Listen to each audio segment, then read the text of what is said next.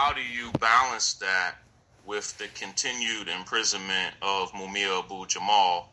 And many of us, myself included, have always fought for the eventual freedom of Mumia, and we've learned over the past few days and weeks that he's actually been very ill, not just from COVID, but also from a skin disease.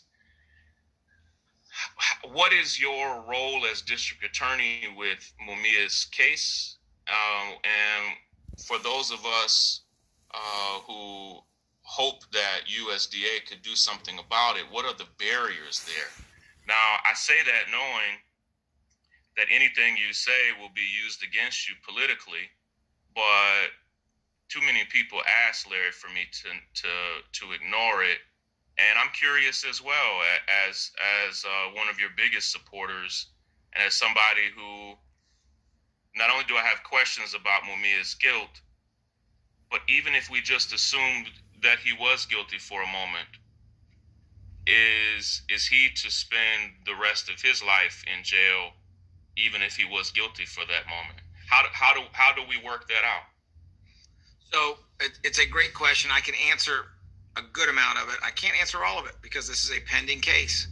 The killing we're speaking of occurred on December 9th, 1981. We are coming up on 40 years. I was in college in Chicago.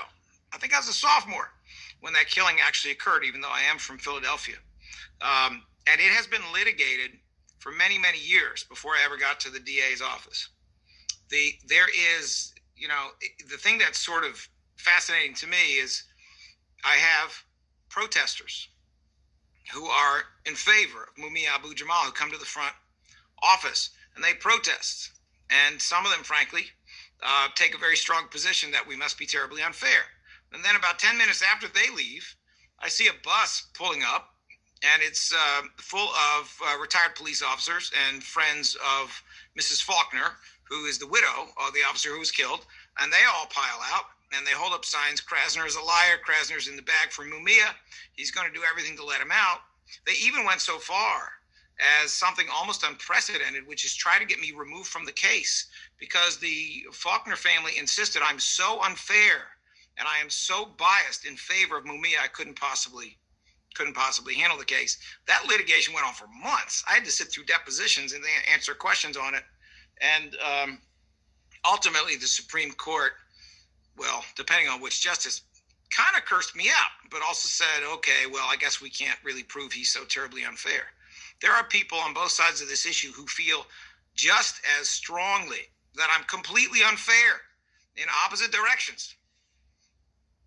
I don't know if that means I'm bringing people together or not, and I don't want to make light of their concern because I know it comes from a sincere place, but as long as we're being direct and as long as we're being provocative, let me try to answer your question a little further.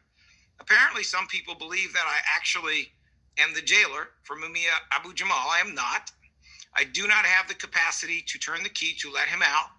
I do not have the legal power to turn the key to let him out, and I do not have the legal power to control his medical care.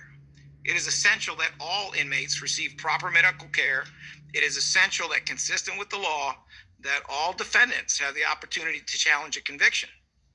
But the notion that we're somehow at the beginning, we're back in 1981, and we can just ignore the decisions that have been made now for decades, including the decision that he not be executed because he originally had a death sentence, is just inaccurate. We do not have the power. What comes to my office is one decision at a time on a particular issue. And sometimes the law is crystal clear, and sometimes it is not.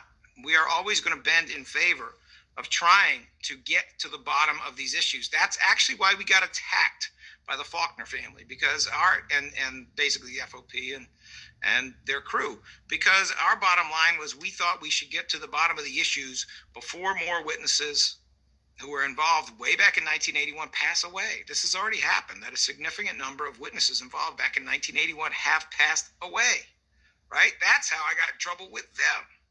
But when I get, 2,000 texts suggesting that somehow I can take out my key and let him out of jail, it just shows a deep misunderstanding Well, Larry, help how this works. Yeah, sorry to interrupt you, Larry. Help us understand what power you do have on the case, and where is the case now, and as much as you can say it, because it is an active case.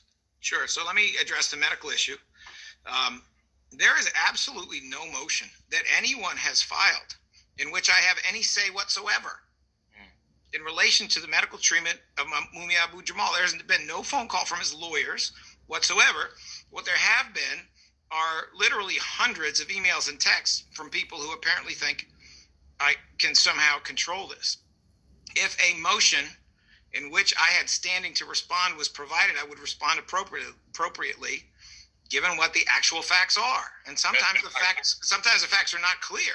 So we have some people who are very adamant that there's been a diagnosis of a certain type, and then other people in the same camp say there has been no such diagnosis. There's simply a symptom, that sort of thing. But whatever the facts are, we would respond and take an appropriate position. The Eighth Amendment to the U.S. Constitution requires constitutionally adequate medical care. I think it should require more than that. And frankly, I've litigated this myself as a defense attorney in federal court for a woman who had thyroid cancer. I think people in custody are entitled to good medical care. So if there was a motion presented, if I had standing on anything, we would respond. And I would like to think we would try to be as fair as we could. With reference to the rest of the case, there has been a lot of going around and around, in which we essentially took the position that we were okay with getting to the bottom of certain issues and doing hearings.